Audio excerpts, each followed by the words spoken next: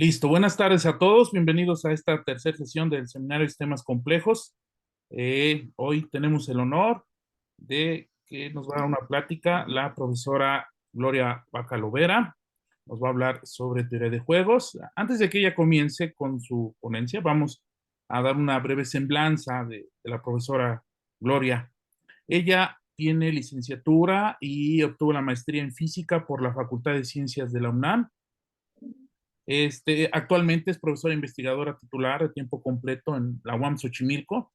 Sus líneas de investigación son los sistemas complejos adaptables y, como veremos el día de hoy, también la teoría de juegos aplicada a las ciencias sociales. Ha publicado diversos artículos en revistas nacionales e internacionales, ha participado en muchos eventos y es una investigadora reconocida del área de la teoría de juegos y dentro de los sistemas complejos en general. Pues muchas A ver, gracias por haber aceptado este, dar una la plática en este invitación. seminario No, a y ustedes esperemos que me invitaron. que sea la primera de muchas, profesora Gloria. Muchas gracias. Adelante. Claro que sí. Ujú. Ojalá me hagas caso del taller.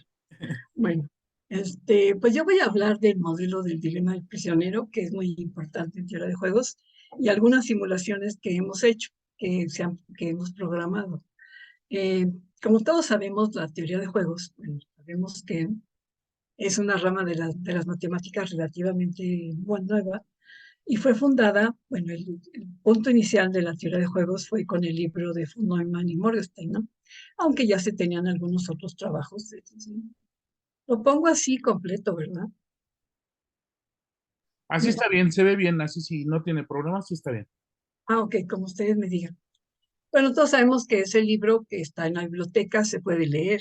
Muy complicado, muy difícil. Fue el de 1944. Fue lo que inició la teoría de juegos. Y estos señores pensaban que era la matemática de la economía, cosa que los economistas no hicieron caso, ¿no? Más bien en otras ciencias los biólogos dijeron, esto sí es nuestro, también los sociólogos, los psicólogos, ya finalmente los economistas se dieron cuenta que sí, que la competencia es importante. Bueno, mi crítica a los economistas, perdón. Este, bueno, ¿qué es la teoría de juegos? Es un conjunto de modelos matemáticos que estudian el comportamiento estratégico de los que toman decisiones, ¿no? En situaciones donde la decisión de un jugador afecta el pago o beneficio que obtienen los otros participantes. Entonces, todo el tiempo estoy pensando qué voy a hacer y qué consecuencias tengo para los demás y que los demás conmigo. Entonces, por eso se llama teoría de juegos. El juego más simple, por supuesto, es el de un jugador, ¿no? Generalmente estamos jugando contra la naturaleza. A la naturaleza no le interesa si va a llover o no va a llover y tú sacas el paraguas o no lo sacas. Eso le tiene muy sin cuidado. Entonces, eso sería un juego de una sola persona. Pero en los que participan dos jugadores o más, pues ya se empieza a poner muy interesante, porque la suposición básica es que estamos jugando de forma racional, ¿no? Entonces, esto significa que yo voy a tomar en cuenta la racionalidad de los demás jugadores para, para, para tomar una decisión, ¿no? ¿Qué van a hacer los demás para que yo tome una decisión correcta? Entonces estamos pensando en los demás. A eso algunos le llaman racionalidad. Otros consideran la racionalidad como maximizar los beneficios, que es la racionalidad de la economía. Otros consideran la racionalidad como no voy a perder, ¿no? Yo voy a entrar al juego y no quiero perder, entonces estoy jugando racionalmente. Esa es la suposición básica. Y se me hace muy interesante. Ahora fíjense, hay un montón de tipos dentro de la teoría de juegos, eh, pero en particular los no cooperativos de suma diferente de cero es el marco adecuado para estudiar un montón de estructuras internas, de situaciones de conflicto y cooperación. Ahora está resultando ser una herramienta muy importante para analizar la teoría económica y en las ciencias sociales, ¿no? También. En la actualidad existen corrientes teóricas que basan sus estudios en estos modelos. Por citar solo alguno que me gusta mucho citar porque es muy interesante, ya todos nos debería preocupar el futuro del mundo, como es, por ejemplo, la tala de bosques, la pesca comercial, etcétera, ¿no? Este estudio de este tipo de situaciones de de bienes comunes se presenta como un juego en donde la racionalidad individual, maximiza la ganancia, puede llevar a desastres sociales. Ahora, este tipo de situaciones fueron muy estudiadas por esta señora, Elinor Ostrom, que vino a la UAM, a la rectoría de la UAM, y dio una conferencia, y yo la conocí, por eso se me hace una mujer muy interesante, ganó el Premio Nobel de Economía, a pesar de que era ciencias políticas. Y ella escribió un libro que se llama El gobierno de los bienes comunes y propone algunas soluciones para este tipo de problemas. Y todo esto se puede modelar a través de un juego, ¿no? Eh, algunos resultados, esta parte que está aquí se me hace muy interesante porque dice, los resultados de la teoría de juego nos permiten tomar decisiones sobre cómo debemos vivir, cómo gobernar nuestras vidas. Todo alrededor de una estrategia, ¿no? Elijo una o elijo otra. Si se elige una estrategia de no cooperar con la sociedad, no necesariamente se piensa que seamos ladrones o alguien que lo hace de forma intencionada, no. Simplemente elegimos una estrategia que nos puede beneficiar, generando un costo para los demás miembros de la sociedad. Y este ejemplo es el ejemplo clásico del biólogo Garrett Hardin en 1968, que fue un parteaguas este artículo, La tragedia de los comunes, donde demuestra claramente también por medio de un juego que nos estamos acabando el planeta, ¿no? Pero bueno, aquí estamos. Entonces, ¿qué tenemos que hacer? ¿Qué decisiones tomar? Y yo creo que depende pues, de todos nosotros, ¿no? Pues y en esta, bueno, en este artículo, La tragedia de los comunes, en esta se ejemplifica un juego de dos jugadores, dos campesinos que llevan a pastar sus borregos al mismo pastizal, un bien común, dado que es difícil o imposible prohibir o limitar su uso, así como su uso impide que otro lo use. Bueno, es un juego de palabras, pero eso es lo que define un bien común. Este ejemplo muestra que el beneficio individual no siempre es la mejor opción. Y en eso consiste la tragedia, ya que desde esta situación no es posible cambiar de estrategia de manera unilateral. Hace falta acuerdos vinculantes entre los jugadores. Yo siempre les platico a mis alumnos de que yo sí llegué a comer pescado blanco del lago de Pátzcuaro. Se lo acabaron. Está total y absolutamente, ya no hay, ¿no? Entonces, ¿qué pasó? Decían, si yo no pesco, pesca el otro. Y así nos vamos, entonces entre todos nos estamos acabando. Y se acabó. No pudieron ponerse de acuerdo, no pudieron hacer acuerdos. Y eso hace que pues una tragedia, ¿no? Acabamos con un bien común que a todos nos convenía cuidar porque no lo cuidamos, ¿no? Entonces tomamos decisiones individuales que afectaron el grupo, ¿no? A la sociedad, bueno, al mundo entero, porque se acabó ese pescado. Y así ustedes, yo creo que ustedes, cada uno de ustedes puede pensar en algún ejemplo de una situación en donde la racionalidad individual nos lleva a una tragedia colectiva. Lo podemos ver en todos lados. Bueno, qué pesimista yo, pero bueno, así está la cosa. ¿Qué es un equilibrio de Nash? ¿Por qué en los juegos se habla tanto de que hay un equilibrio de Nash? ¿Y por qué nos comportamos así? Porque estamos exactamente en un equilibrio de Nash y no hay incentivos para salirnos de ahí, ¿no? Entonces, dentro de los juegos, y bueno, John Nash, pues ya todo el mundo lo conocemos, le hicieron hasta una película, ¿no? Que por cierto, muy buena, que se llama Mente Brillante, brillante creo. Bueno, es una pareja de estrategias óptimas que se llama Nash en honor a este matemático norteamericano, famoso porque retomó el teorema del minimax de von Neumann y lo generalizó, ¿no? Entonces, el equilibrio de Nash tiene una característica intuitiva. Si un jugador A se aparta de la estrategia del equilibrio, pierde. Lo mismo para el jugador B. Esto es, ningún jugador tiene incentivos para cambiar de estrategia de forma unilateral. Por eso en un juego donde existe un equilibrio de Nash, A y B no tienen otra alternativa sino jugar al equilibrio, ¿no? Entonces nos vamos a atorar en un equilibrio de Nash que no es la mejor opción, pero no hay manera de que alguno de los dos cambie de manera unilateral. Por eso viene aquí la importancia de los acuerdos, ¿no? Y la fuerza de esos acuerdos y que esos acuerdos se cumplan. Ahí vienen los problemas. Bueno, entonces dentro de todo este mar de conceptos dentro de la teoría de juegos, este juego yo creo que fue el juego que impactó más porque puede resumir un montón de situaciones que se pueden, que modelan, ¿no?, la realidad. Bueno, este juego fue diseñado por Floyd Reyes, dos matemáticos, fíjense, introdujo la teoría de juegos en la sociología, la biología, la ciencia política y la economía, por supuesto.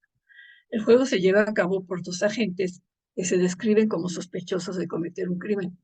A cada uno le ofrecen la oportunidad de que si testifica contra el otro prisionero, asegurando de esta forma la condena del otro, él será puesto en libertad. Si ninguno está de acuerdo en testificar contra el compañero, ambos recibirán una sentencia menor. Pero si ambos testifican uno contra el otro, la sentencia será alta, pero no más que si solo uno de ellos acepta. Bueno, testificar, no sé si esté bien traducido, pero traicionarlo, ¿no?, en contra del otro. Bueno, entonces, la forma en que estos jugadores se enfrentan con la elección de una acción, en todo el juego se llama cooperar, quiere decir no traicionar al otro agente o al otro jugador, o no cooperar, denunciar al otro. Y con la imposibilidad de elegir socio, son mecanismos que producen diferentes comportamientos y construyen una estructura social, ¿no? ¿Qué estamos haciendo con los compañeros? ¿Estamos traicionándolos? ¿Estamos cooperando? ¿Qué estamos haciendo? Bueno, realmente esta es la estructura del juego, el dilema del prisionero.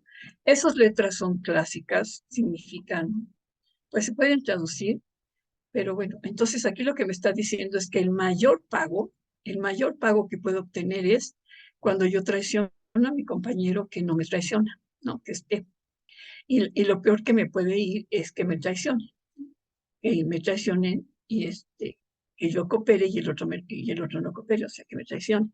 Este sería el peor pago y el mejor pago es T.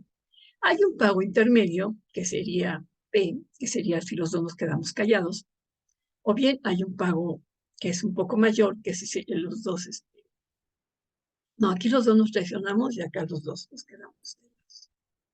¿Qué dice Nash sobre su equilibrio? ¿Dónde estaría? ¿Dónde está? ¿Por qué tenemos que no cooperar y quedarnos con esta solución que no es tan buena, habiendo una mejor, que es RR, ¿no? Porque RR es mayor que PP. Bueno, aquí está con números, creo que es más fácil de entender. Entonces, lo que me está diciendo simplemente este juego es, yo como jugadora, yo no puedo cambiar de estrategia de -5 a -20. Yo no puedo, si el otro jugador traiciona, yo lo único que puedo hacer es traicionar, porque no me puedo arriesgar. Son negativos porque son años de cárcel, ¿no? Nos van a llevar a la cárcel. Yo no me puedo arriesgar a que me lleven 20 años a la cárcel, entonces traiciono. Y lo mismo para el jugador B. Él tampoco puede cambiar de manera unilateral, traicionar, porque si no le conviene, ¿no? Entonces, lo que tenemos que hacer los dos es quedarnos en traicionar, aunque hay una solución mejor, que es la que los dos cooperemos. Aquí nos iríamos 1 año a la cárcel, y aquí nos vamos 5. Entonces, pero ante el riesgo de que las cosas se pongan muy mal, pues nos quedamos en -5 años. Entonces, ese sería, en este caso, sería el equilibrio de Nash. ¿Sí está claro? Entonces, ¿por qué todo el tiempo estamos aquí y no estamos en una solución mejor? ¿No? Y eso tiene que ver con la estructura social, con la confianza, con la comunicación, con un montón de detalles que hay alrededor de esto, ¿no? Pero explica perfectamente pues nos asomamos a la televisión o al periódico y vemos tanta cosa, ¿no? Bueno, entonces aquí explica. La racionalidad entonces es traicionar, esperando que el otro jugador haga lo mismo, ¿no? Esto les permite asegurar un pago que es mejor, independientemente de lo que haga el otro jugador. Y el problema de todos estos juegos radican en que estos juegos obligan a los jugadores a traicionar y obtener un pago peor que el que obtendrían si ambos jugadores cooperan. Pero ¿por qué es eso, no? Pues por la dificultad de construir, se llama, vamos a construir colectividades, ¿no? Donde nosotros todos tengamos confianza en los demás y nos va a ir mejor. Pero bueno, aquí dice, la cooperación es buena, pero la traición es aún mejor, ¿no? Este dilema es eso, o sea, ¿por qué me conviene más traicionar que cooperar? Entonces, este tipo de situaciones dice que no ayuda a entender cómo debemos construir sociedades más justas, más cooperadores, donde todos ganemos más y todos estemos más contentos. Y bueno, un hecho pues, fundamental es que no se pueden comunicar, ¿no? Los jugadores. Pero bueno, tenemos sin embargo, aquí hay un sin embargo, no todo se pierde porque resulta que si este juego, estos resultados son para un juego que nada más se juega una vez, ¿no? Se juega una vez y ¿qué tienes que hacer? Presionas o cooperas. Pero puede suceder que el juego se repita y que la sociedad empiece a aprender que es mejor cooperar, ¿no? Que se dé cuenta que se gana más si se empieza a cooperar. Y ese es lo interesante de hacer un juego, de hacer una simulación, de hacer juegos iterados. Y entonces un señor que se llama Axel Roth hizo todo una competencia, ¿no? Para ver quién daba la mejor estrategia, ¿no? Y entonces ustedes pueden ver en el logo varios estrategias y cómo jugarlas, ¿no? El juego se llama Dilema del Prisionero. Digo, ya está hecho. Entonces, o sea, sin embargo, podemos aprender, o sea, porque la humanidad puede aprender y puede ir modificando su conducta y viendo que es mejor cooperar, ¿no? Si el otro coopera. Entonces, y, por ejemplo, si los jugadores inician despiadadamente con la estrategia tradicional a lo largo del juego, se pueden dar cuenta de que pueden obtener un mayor beneficio si empiezan a cooperar, ¿no? Que es lo que sucede en la vida, ¿no? Eh, Porque, bueno, uno puede decir, yo siempre voy a traicionar y no me importa lo que pase, o porque pues, cooperar siempre tampoco es bueno.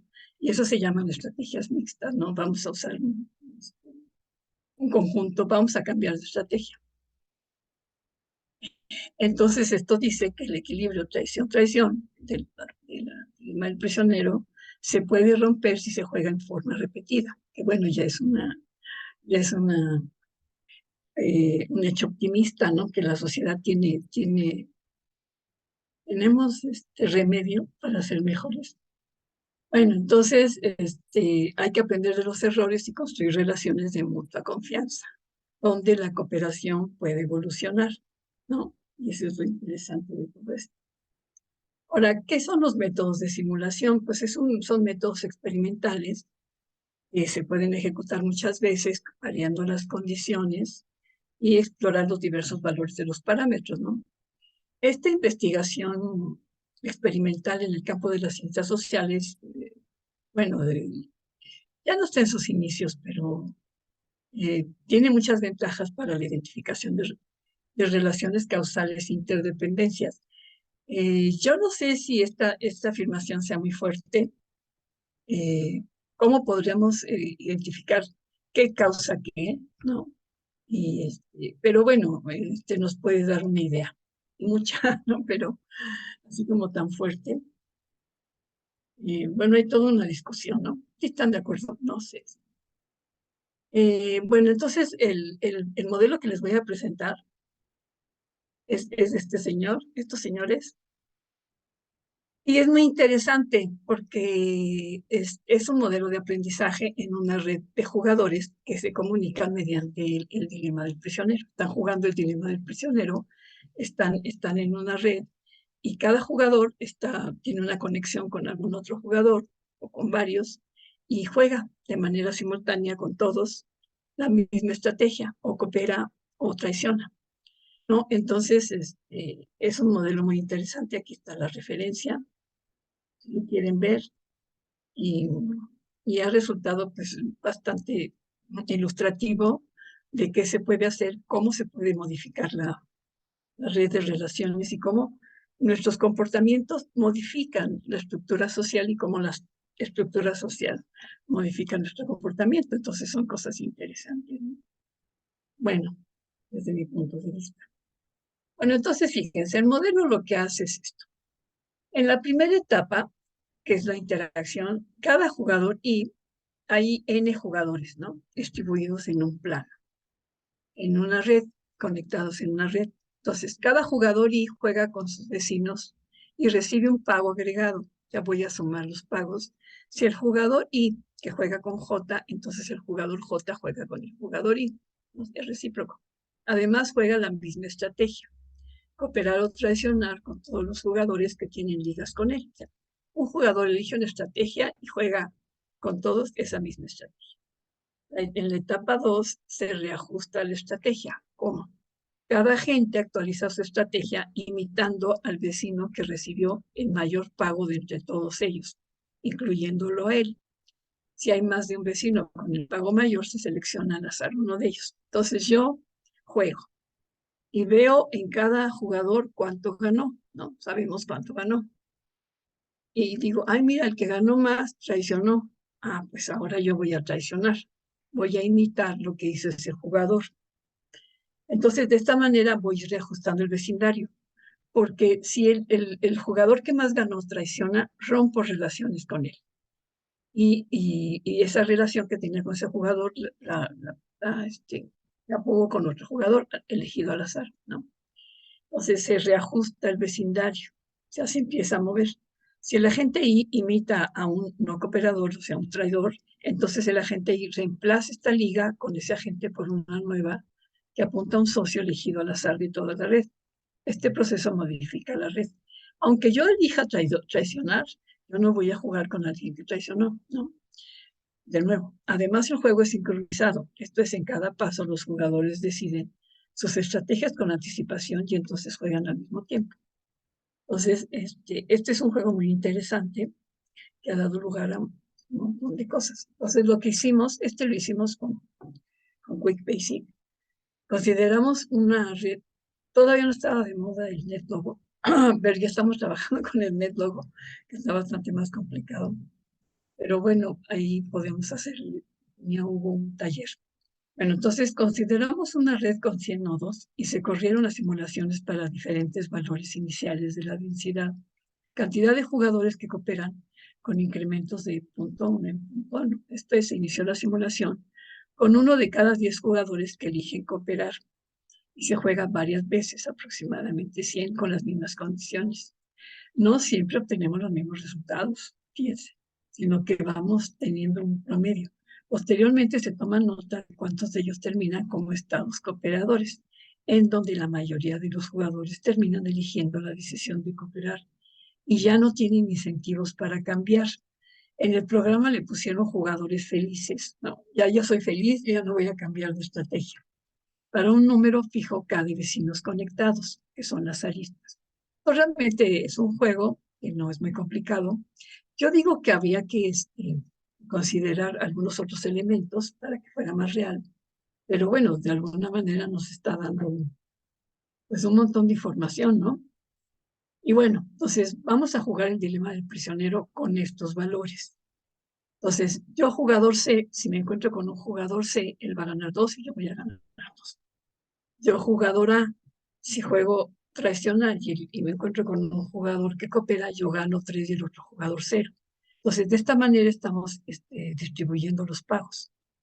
Y entonces lo que yo tengo que aprender es que no cooperar, o sea, traicionar, me da un pago muy bajo, ¿no? Entonces no me conviene más cooperar. Pero bueno, eso lo tengo que ir aprendiendo. Y esto según yo, es simular algo así como el aprendizaje, cómo estamos aprendiendo. Claro que de una manera muy sencilla, muy directa, pero bueno, es una manera de entender qué es el aprendizaje. Y aquí el aprendizaje es que estoy modificando la elección de mis estrategias, ¿no? Bueno, que es lo que hacemos todo el tiempo en todos lados, pero de una manera muy sencilla. Entonces yo por eso creo que la teoría de juegos, en particular este tipo de modelos, nos puede enseñar muchísimo. Pero bueno, es mi punto de vista. Yo enseño teoría de juegos ahí en la UNAM. Pero fíjense, estos son los resultados, lo que les decía Hugo. No les voy a presentar cómo lo simulé, sino simplemente los resultados. Aquí lo que me dice es de que en el eje X tengo la densidad de jugadores cooperadores inicial. Claro que entre mayor el número de jugadores cooperadores inicial, más rápido voy a terminar en estados cooperadores, no muchos, una densidad cooperadora, que es esto. Sí, y eso depende mucho del número de aristas. Qué chistoso que entre más aristas tenga, si estoy jugando con muchas personas, no voy a cooperar. ¿Sí? No, finalmente, el número de cooperadores es muy baja, aquí dice 49. Pero fíjense, yo puedo cambiar los pagos, y es lo que me gustaría enseñarles. Ya no es el dilema del prisionero, ahora es otro juego, que es un simple cambio en los parámetros y me da otra idea. Este se llama el juego de la garantía. Y es un juego, se parece mucho al del dilema del prisionero, pero aquí la diferencia está en que la cooperación se paga muy bien, ¿no? Podemos pensar, por ejemplo, que si queremos mover una mesa, si no cooperamos todos, esa mesa no se mueve. ¿Están de acuerdo? El pago de cooperación es muy alto, pues movemos la mesa. Si no cooperamos, no movemos nada. Entonces, eso se llama el juego de la garantía. Así lo veo yo. No sé, hay muchos tipos de juegos. No es el dilema del prisionero, porque las relaciones entre las cantidades no se cumplen. Entonces, en este caso, cooperar, es muy alto. Me dan un premio muy alto. Entonces, ¿qué pasa con la simulación? Pues rápidamente coopero.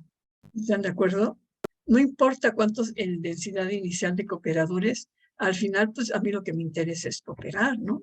Porque uno significa que todos están cooperando, todos son jugadores felices, todos van a cooperar y ya nadie va a cambiar de estrategia. Estos juegos se acaban cuando ya ningún jugador cambia de estrategia. Ya todos son jugadores cooperadores y entonces yo aprendo rápidamente que en una situación así, pues hay que cooperar. En cambio, con el dilema del prisionero, porque traicionar da un pago muy alto. Aquí no. Y fíjense, este otro juego es el que se llama el de la gallina. Este nombre viene porque gallina en Estados Unidos significa cobarde. Pobres gallinas, pero así es. Porque uno pensaría que, o sea, jugar gallinas, no, se llama cobarde. Y todo viene por la película de Rebelde sin causa, donde juegan este juego, ¿no? Y desde entonces se llama el juego de la gallina. Aquí lo que sucede es que la traición es muy cara. O sea, no, traicionar me da cero. Y entonces, este juego de la gallina se puede ejemplificar como dos automóviles que van uno enfrente de otro, en la misma dirección, en la misma línea, y el primero que dé vuelta se llama el gallina, ¿no? Que es lo que sucede en la película. No se las cuento, pues la pueden ver. Entonces, aquí la traición es muy costosa. En el juego de la garantía, la cooperación se paga muy bien. Aquí, en el juego de la gallina, la traición es muy, muy costosa. Entonces, ¿qué hacen los jugadores cuando lo simulamos? ¿Qué empiezan a hacer los simulados? Pues también rápidamente cooperan, porque la traición es muy, muy cara. Entonces, hay muchas situaciones de las ciencias sociales que podemos ver reflejadas en este tipo de juegos, y cada uno son simples variaciones que nos dan diferentes, y podemos pensar en un montón de situaciones, por ejemplo, el juego de la gallina, el juego de la garantía. Por ejemplo, bueno, lo que yo sé en Nueva York, en los años 60, 70, era muy, muy peligroso. Había mucho, bueno, eso dice, no sé, y un señor que se llama Giuliani puso multas muy altas, muy, muy altas a cualquiera que hiciera cualquier cosa en la calle, a la cárcel. Y de esa manera logró que toda la gente dijera, sí, estamos de acuerdo. O sea, el pago de traición, el pago de violar la ley es muy alto. Entonces son como situaciones que podemos explicar y entender. y pues se puede generalizar a muchas cosas. Ahora, habría que pensar bien en la simulación. La tengo en el logo, es bastante más sofisticada, pero bastante más sofisticada. Y lograr estos resultados es muy difícil porque hay que variar un montón de parámetros. Pero lo que yo le ofrecía a Hugo, por ejemplo, podemos hacer un taller, o sea, alguna cosa así. Pero esto es lo que yo les quería mostrar. Y realmente son los fundamentos de la teoría de juegos, todo lo que nos puede dar, lo que puede hacer para las ciencias, para tomar decisiones, ¿no? En todas las ciencias se toman decisiones, en administración, en economía, política y gestión. Y un político decía, es que es muy importante, la pregunta central de la política es, ¿cómo formamos comunidad? ¿Están de acuerdo? Entonces, esa es la pregunta, ¿no? Ahí se las dejo. Ya acabaría, Hugo. Gracias. No sé si me fui muy rápido, si me gusta mucho hablar muy rápido, perdón. Muchas gracias, profesora Gloria. No, excelente, excelente presentación. Muchas gracias. Bastante entendible y, por supuesto, Ah, que reflejan muchas consecuencias sociales. Pasamos a la ronda de preguntas. Jóvenes, ¿alguien tiene alguna pregunta? ok. Pues no sé si les quedaron dudas. Se puede hacer mucho, se puede, les digo, estamos con el NetLogo, que es bastante más complicado, pero bueno, a ver qué podemos hacer. Pero es muy importante cuando uno hace un modelo entender qué estamos haciendo, ¿no? Perfectamente. Eso es importante. Bueno, no sé, no hay preguntas, válgame Dios. Sí, preguntas. A ver, en el chat alguien ya preguntó. Dice, aquí pregunta Luis Sánchez, muchas gracias por la presentación, y dice que si los parámetros para la simulación son variables ficticias o son tomadas de variables, de situaciones reales. No, aquí todo es ficticio. Simplemente, tal vez se pueda hacer un modelo con valores reales, ¿no? Claro. Pero bueno, aquí simplemente es jugar con los valores sencillos, porque hacer simulaciones no es fácil. Entonces, pero tal vez podríamos, claro que sí, tomar valores reales, ¿no? Y ver qué está pasando. No sé si alguien tiene más alguna pregunta, no sé si les quedó claro. Sí, la Sí, que hay profesora otra. Regina tiene una pregunta. Adelante, ¿Y qué profesora. pasó? ¿Qué Gracias, pasó, ¿qué tal? Regina? Buenas tardes y mucho gusto y pues muchas gracias por la presentación que sí estuvo muy clara. Bueno, evidentemente en las simulaciones estamos pues en un entorno ideal. La pregunta sería, empezar a agregar algún otro parámetro, algún otro factor, ¿cómo afectaría y qué tan fácil sería ver esa simulación? Porque una compañera del Instituto de Investigaciones Económicas con los que estuvimos trabajando, Sandra Vázquez, ella sí puso un montón de condiciones, por ejemplo, la plasticidad. ¿Qué tanto estás dispuesto a modificar tu entorno, a modificar la red, ¿no? Que se llama la plasticidad. O qué tanto estás dispuesto a traicionar. O sea, como que ya puedes ir metiendo unos poquitos más de valores y de cosas más reales, ¿no? Porque realmente a veces no quieres cambiar tu entorno, a veces no quieres, no eres afecto a traicionar, ¿no? Cosas así. Entonces sí metió muchos valores, pero la simulación está complicadísima. Pero bueno, no sé. Sencillez contra, tú sabes, ¿no? En un modelo matemático, algo sencillo, no, sobre todo simulado. Pero sí se puede hacer, claro. Y se ha hecho, se ha hecho. Ay, no sé si te respondí. A ver, hay otra. Sí, perfecto, gracias. Sí, otra pregunta, el profesor Leonardo levantó la mano. Sí, gracias. ¿Qué tal? Buenas Profesor tardes, Leonardo, profesora. buenas tardes. Muy interesante su plática. Está buenísima, muchas gracias. Ay, de Le iba a verdad, preguntar, gracias. en estas simulaciones entonces está integrando el juego de 3 etapas eh, para varios jugadores, ¿verdad? Y lo que nos muestran las gráficas son la convergencia hacia una sola estrategia. Y esa es la estrategia del equilibrio de Nash que había comentado. Sí, porque ya todos los jugadores y ya no van a cambiar de estrategia. Ya están felices, así le puso Sandra. Ya son jugadores felices porque ya Ya todos, fíjate, aquí ya todos están cooperando. Entonces, Ya si no se van a salen, ya cambiar van de... a perder, ¿verdad?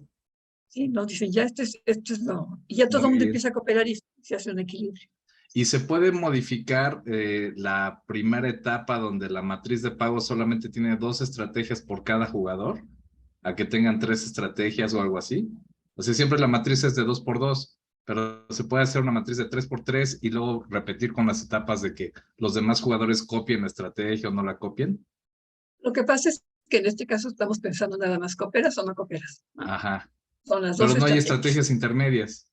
No, O no se han que yo sepa. planteado en las No, simulaciones si fíjate. puede haber una estrategia, pues, a ver, me espero, no sé, algo así. Pues en el juego que tiene Axelrod, hizo una competencia. Y por Ajá. ejemplo, una estrategia es siempre traiciono, ¿no? O siempre coopero, son estrategias. Otra estrategia es coopero hasta que alguien me traicione, entonces traiciono. Entonces ya empiezo a traicionar. Está muy interesante todo eso de Axelrod, porque tú defines tu estrategia a lo largo del juego, ¿no? Entonces, hay unas que se llaman TikTok. O sea, si el otro me traiciona, yo traiciono, si el otro coopera, yo coopero. Ya, dando, ¿cómo se llama? Ay, y sí, Correcto. está ese tipo de cosas, ¿no? Entonces, Ah, está muy no, interesante. sí, como no, lo que hizo Axelrod fue muy interesante. Perfecto. No lo cité, pero lo hubiera citado. Pero bueno, lo Muy puedes bien, muchísimas gracias. encontrar. No, de nada. Qué bueno que lo entendieron. Pues mire, tengo ahí Hay una otra presentación. pregunta en el chat. Wendy le pregunta, ¿dónde se visualiza mejor la aplicación de la teoría de juegos? Si en el nivel microeconómico, familias y empresas, o en el nivel de los Macroeconómico. gobiernos. Pues mira, yo doy teoría de juegos en la maestría de Relaciones Internacionales. Ahí se usa muchísimo para entender las relaciones entre los países, porque claramente los tratados de eso se trata, de hacer obligarnos a los países a estar todos mejor, ¿no? A estar los dos países mejor. Entonces sí, claro, en relaciones internacionales se usa muchísimo la teoría de juegos.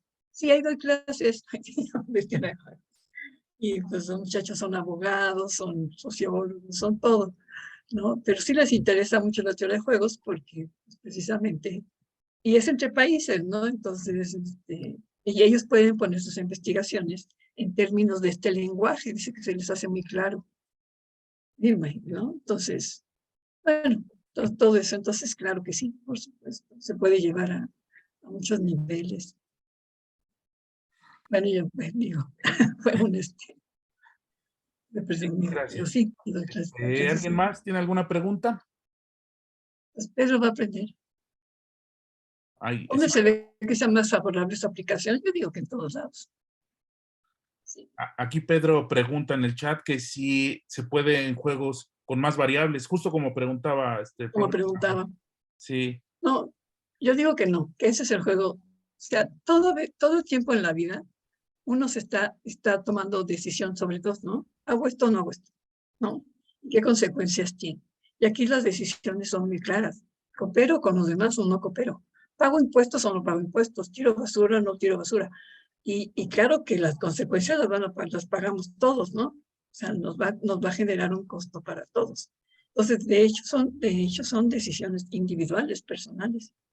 Y bueno, yo soy de las que creo que tenemos que cambiar porque pues no, nuestras decisiones están haciendo pues, que haya contaminación, ¿no? ¿Por qué no todos usamos bicicletas? Sería una ciudad maravillosa, pero no. No. Bueno, así lo veo yo, ¿no? Entonces sí se puede llevar a muchos niveles. gracias, profesora. ¿Alguien más tiene alguna pregunta? Sí, y hay más preguntas en el chat. Néstor pregunta, ¿cómo se aplica la teoría de juegos a la planeación estratégica en las empresas?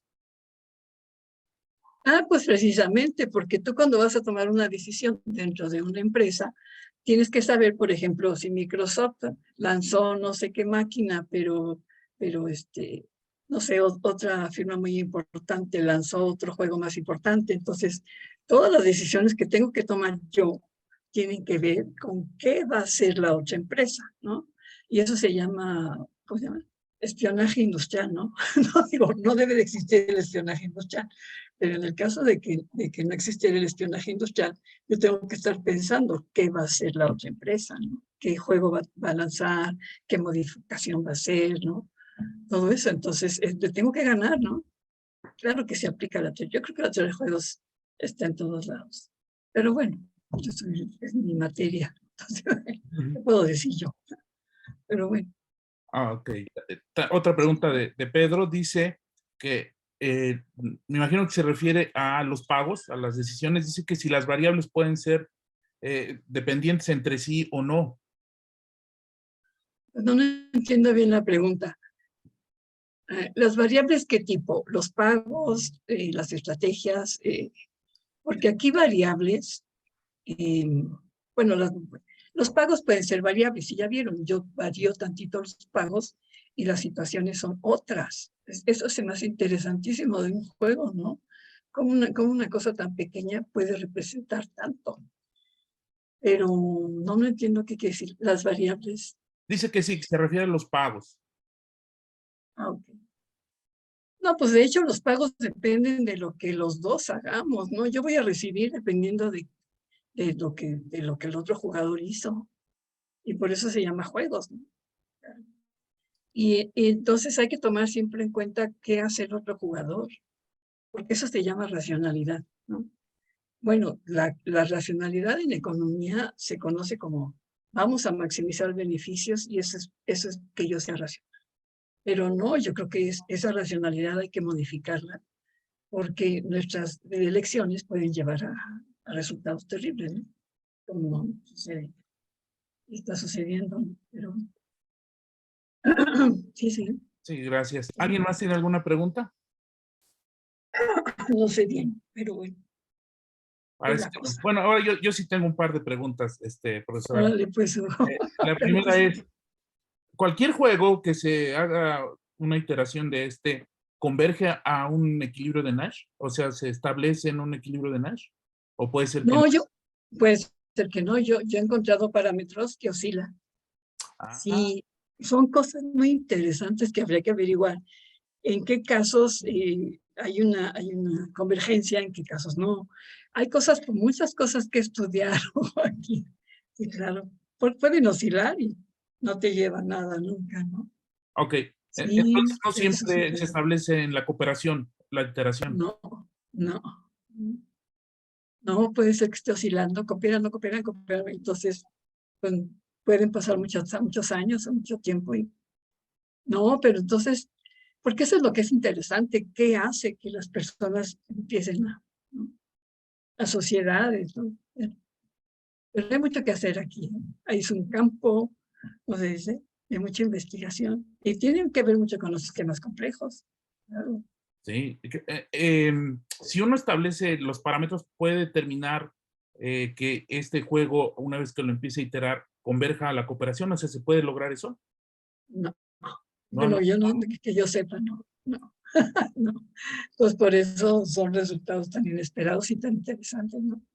Que hace que las sociedades sean cooperativas y todos vivan felices. Pues quién sabe, hay que averiguarlo. No, Ok, eso es entonces bueno, todavía no hay resultados así fuertes que digan, si hacen esto, no logramos, con la cooperación se logra el mayor pago, el mayor beneficio para todos.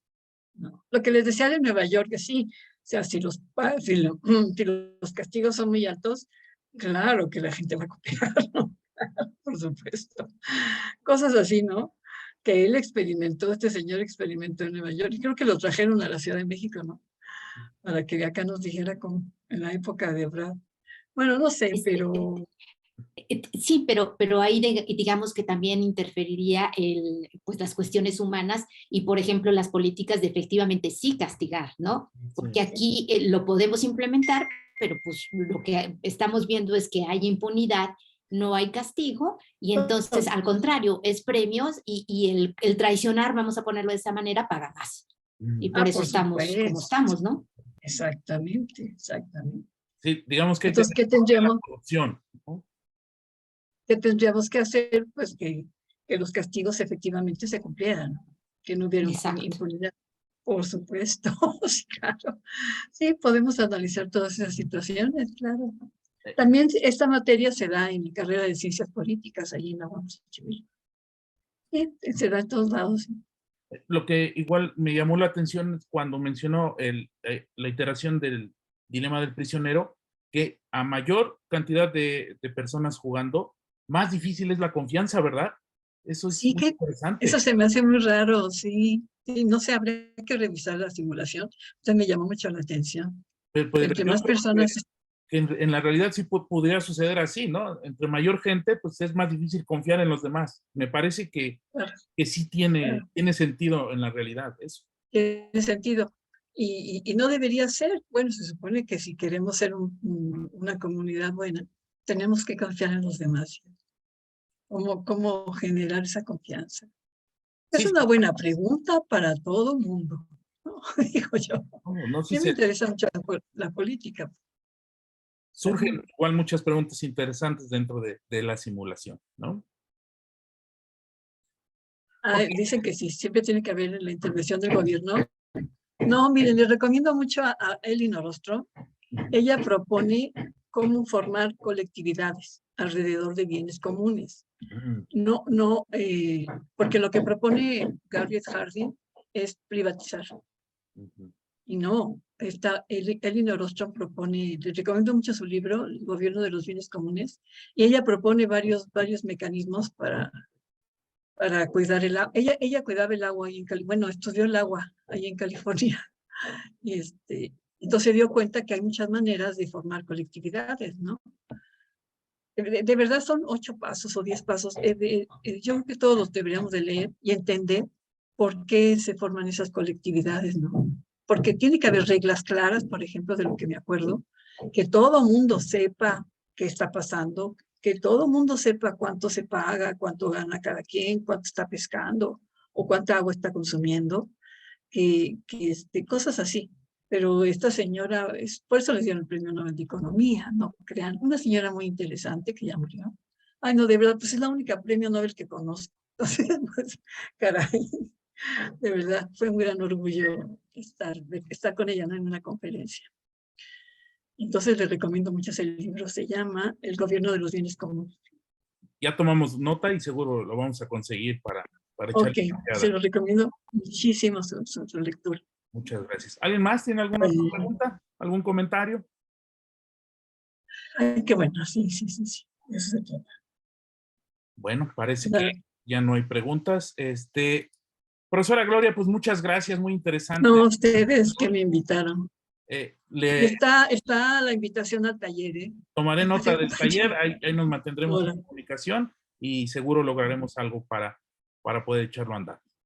Perfecto, órale. Muchas gracias a ustedes, ¿eh? Muchas gracias, profesora. Muchas gracias a todos. Nos Vale. vemos la siguiente semana para la última sesión. La doctora Carmen nos va a hacer favor de dar la ponencia de cierre de este seminario. Muchas gracias, que estén bien. Hasta luego, ¿eh? Muchas Muchas gracias. Gracias, buenas buenas tardes. tardes. Hasta luego. Hasta luego. Hasta luego, hasta luego.